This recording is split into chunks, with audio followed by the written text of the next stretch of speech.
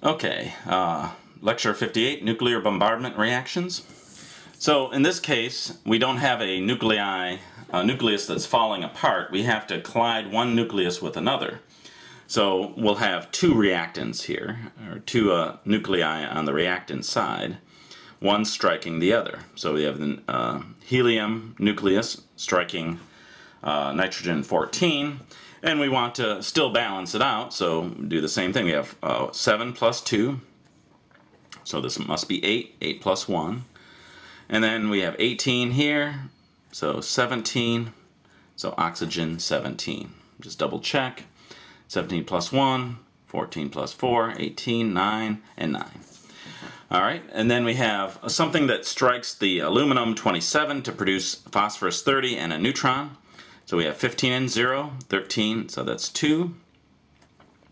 27 and 30 plus 1, so that would be 31, so 4, yeah. So now, when you're writing these bombardment reactions out, there's a shortcut that you should know.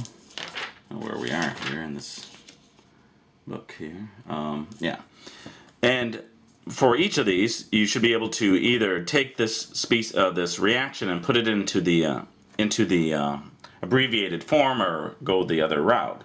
So here, what you do is you put in you can see these two little particles. This is the one that's considered to strike the target isotope, and then this is the thing that's ejected. Those go in the center. In parentheses, this is the alpha particle, and we just put alpha. And then this is the proton, so we just put P. And then we put these guys on the outside. So this is considered the target isotope, and then what it turns into. The little particles are considered to be the thing that strikes the target, and the particle that's ejected. So there's always going to be, for us, there's going to be two large nuclei that go on the outside, so this would be 27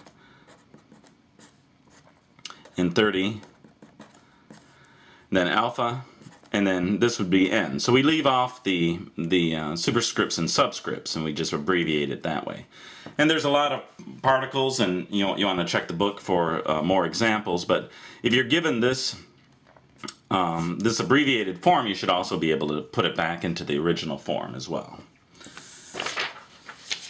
Now, draw a particle accelerator and all important features. So, when we say that we strike a target nucleus with one of these smaller particles, how do we do that, and how fast do they need to go? Well, in most cases, we need to have the particle that's going to strike the target to be traveling at near the speed of light. So, something like 99.999% the speed of light or higher. Now, how do we do that? So we have in this case, we'll say a positive ion source. That would just be helium nuclei. So it'd be, we don't usually draw the charge, but these are helium nuclei that have been stripped of electrons. They're at the center. And when they come out, what we have are what we call Ds. And they're called Ds because they're D-shaped. And they're hollowed out D-shaped containers. And this is all in a vacuum. As the particle is ejected, let's say this side is negative and this side is positive currently. Now they show you that it jumps back and forth between the two. It goes towards the negative side, and it's repelled by the positive side. So it goes in here. Now, if it was just positive, negative charges, then it would go here, and if we changed the charge, then it would shift back this way, and then back and forth it would go. But what we do is this is really the most important aspect of the fields here, is that we need a magnetic field. A magnetic field will cause a charged particle to travel in a curve. And so this curves back around. Now, and there's lots of these particles, as they're streaming back around, this changes from positive and this changes to negative, and this particle is then drawn into the other D. The magnetic field makes it curve around, and then as it leaves here, and this is all timed out exactly, this changes to positive and this back to negative. And then around and around it goes. And as it's curling around, but due to the magnetic field, the charges are changing to draw it into the D and to be pushed out of the D that it's in, and each time it gives it a boost of energy. So it's going around in a circle many billions of times before it's ejected, and when it's finally reached the speed that it's at, so I have to go in this direction, so I guess it would have to come out here and hit the target. And so, sorry, I'm still getting over this cold, that never-ending cold. So what you need to be able to draw is, kind of messed up the picture here, but you should be able to draw the D's, indicate that the charge on the D's changes at very high frequency, that there's a magnetic field, that this is all done in a vacuum, that you have, it doesn't have to be a positively charged source, but most of the time it is, because it's usually smaller nuclei that they're sending out to collide with the larger ones. And then you have a target that ultimately the particle hits. So just some basic things about, and the big thing here that I'm going to be looking for is the magnetic field. Without the magnetic field, this doesn't happen. Name 3 transuranium elements. Not uranium. Uranium is not a transuranium element. Trans means beyond. Now in class, I'll probably go a little crazy with this too. You need something that has Z greater than 92. And what happens on the exams is no matter what I say, I'll get 3 or 4 people that put uranium. It's not a transuranium element when uranium is the starting point. So anything past that. So you can have plutonium, berkelium, californium, anything above 92. So you don't have a lot to work with. There's in your textbook here. Yeah, there's with our periodic table, the way it's set up here, you got just shy of 30 that you can choose from. But it's got to be, it can't be uranium. Don't put uranium. Draw a Geiger counter and all of its important features. So same kind of thing as the accelerator or the cyclotron that we drew earlier. So we have, there's a container, and it has argon gas. There's a window that allows particles in. Alpha or beta particles can come through. As they're coming in, these are moving very fast, and they ionize the argon gas. So we get positive ions, and we have the electrons that are stripped away. And they are attracted to the positive wire that is then attached to the detector or the counter. And so when an alpha particle goes through here, not only does it ionize the argon gas and ionize millions of them, the argon gas, the electrons, and the cations that are produced are also under huge amounts of energy. They're moving really fast now too because they've been given so much kinetic energy, and they cause other argon gas atoms to ionize. So there's a cascade of electrons. So one particle can strip off millions of electrons that then strike the wire and are counted. Beta particles, the same thing. Now a neutrons don't have the same effect on the argon gas as these charged particles. So we don't get, we can't normally count the neutrons with a Geiger counter, but there's a little trick we can do. If we put into the argon gas a small amount of boron trifluoride, boron 10 trifluoride, the neutron will hit the boron 10, that's part of this molecule, create lithium 7, and then an alpha particle, which is going to be highly energetic, and it's going to do the same thing as an alpha particle that's coming in from the outside.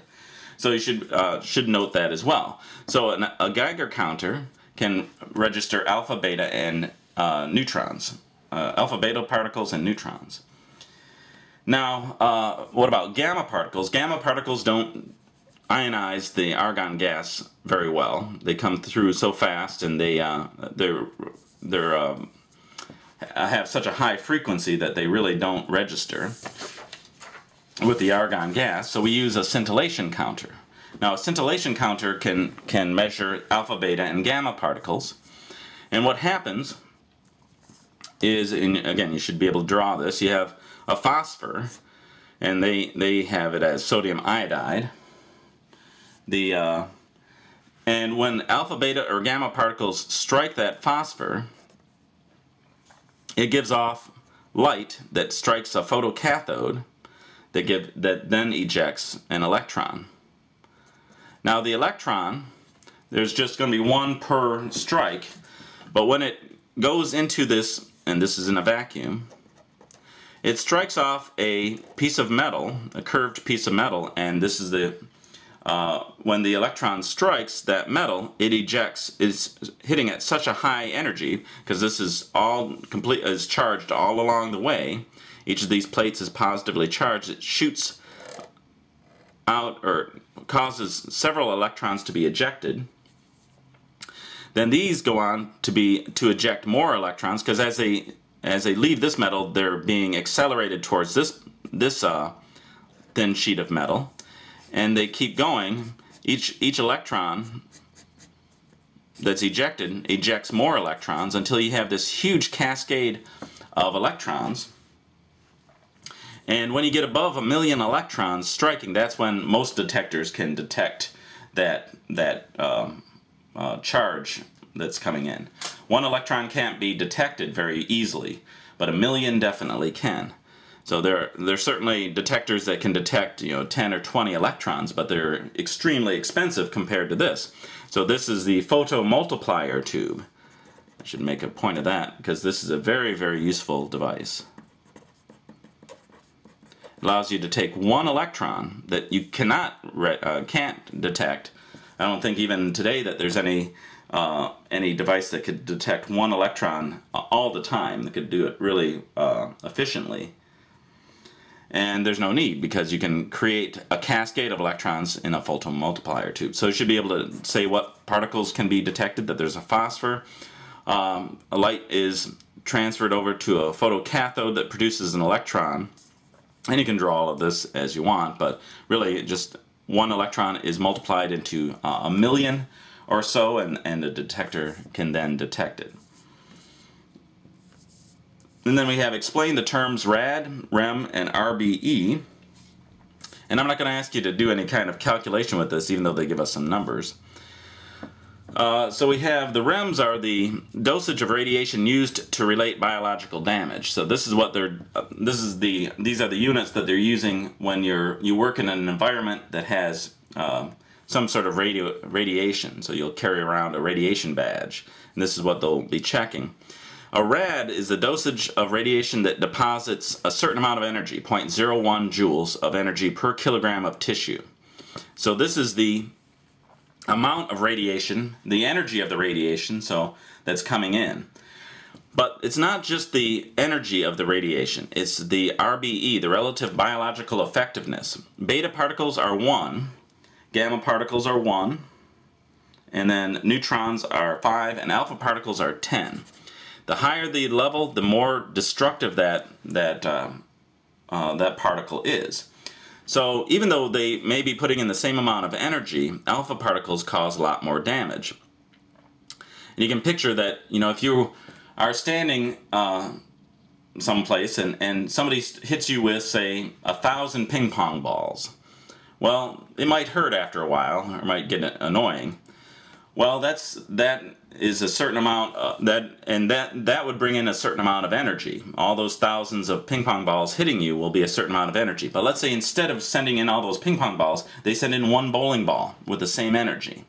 Well, they don't have to throw the bowling ball very fast to cause a lot of damage, and you can always so you can be hit by streams of ping pong balls forever and have huge amounts of energy put into your body because of that, and you're going to be fine. But put in that same amount of energy into a bowling ball, maybe the bowling ball only has to travel at, say, 0.5 meters per second, still going to hurt. And so that's the difference. So you can have the same amount of energy, but a different particle.